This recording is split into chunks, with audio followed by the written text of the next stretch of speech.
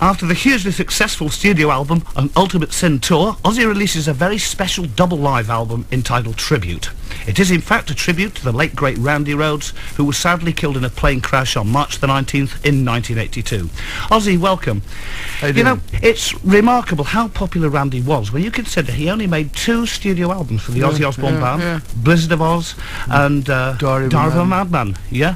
What do you think it was that made him so unique, that he got so many fans? It's really funny, Chris, because I never realised that he was getting such a popularity until way after his death. And I'll tell you when I really noticed it for the first time was when I first went to Japan. Now, when Randy was alive, we never went to Japan. And so I went to Japan, I think it was 1983 for the first time, just shortly after. We were planning to go to Japan. And there was, you know, a few badges and stickers and bumper stickers and T-shirts and Randy Rhoads. I said, oh, look, he's got us to show. He must have a bit of a following there, because, you know, before he came in, the Quiet Riot albums were released in Japan. Oh, that's right, yes. It was a Japanese deal. They were on the Sony label, weren't they? Sony Columbia, yeah.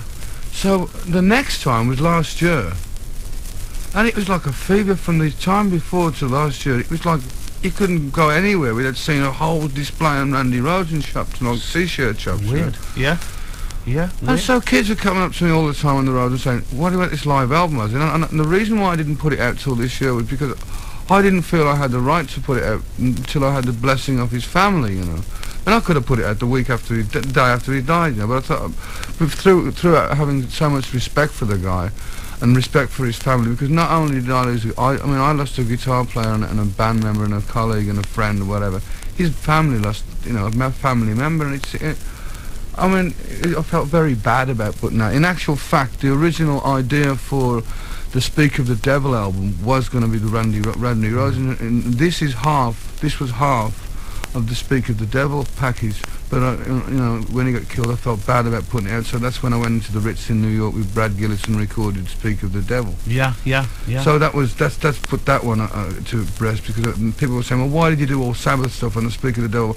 Because I didn't want to do Randy's stuff live when Randy wasn't there, so I did all Sabbath stuff because I was under a contractual obligation via Jet Records to CBS to deliver a double live album. So that's how that one happened. Yeah. So I just canned this. I just put this in a box and forgot about it. And then it's amazing people found out where he was buried. And the saddest thing is that people go and steal the plaque off his tomb, which is very very upsetting for his family and both myself and Sharon.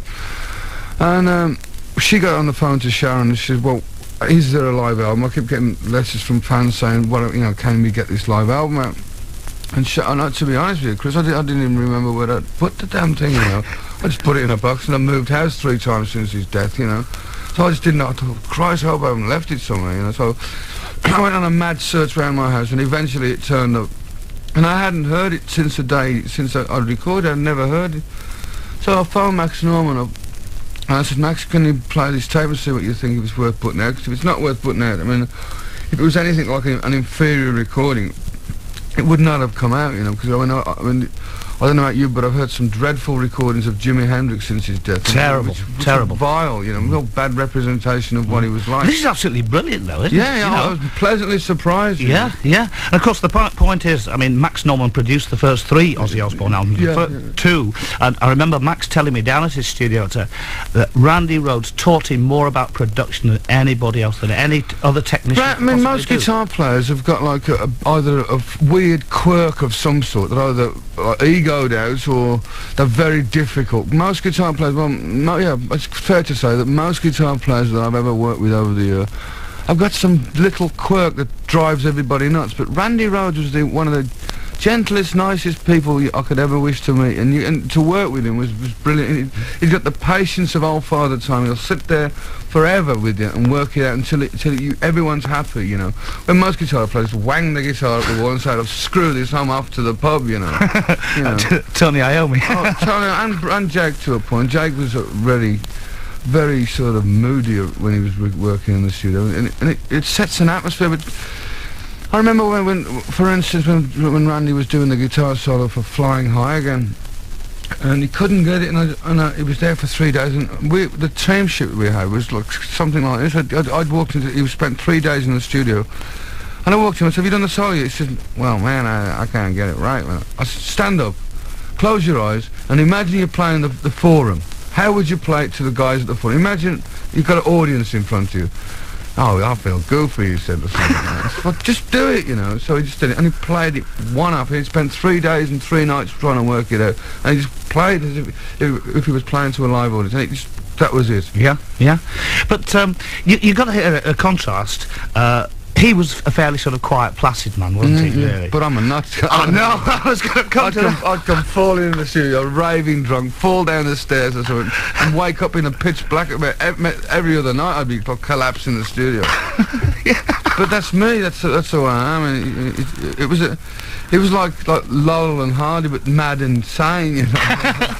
Well, how did he used to react? You know, you used to drag him about the stage when he was doing a solo by his hair and that, and boot him up the arse. And, I mean, how could he concentrate with a lunatic like you, sort of? I think the combination was perfect. It was, I mean, I don't suppose. I mean, I've never really looked at working with me because I am me, and I just don't even think about it half the time. But we got on well. We really did. I mean, much to people's rumours have come around that he wasn't going to stay with Ozzy. He was going to go to Quiet Riot, and he was going to do this.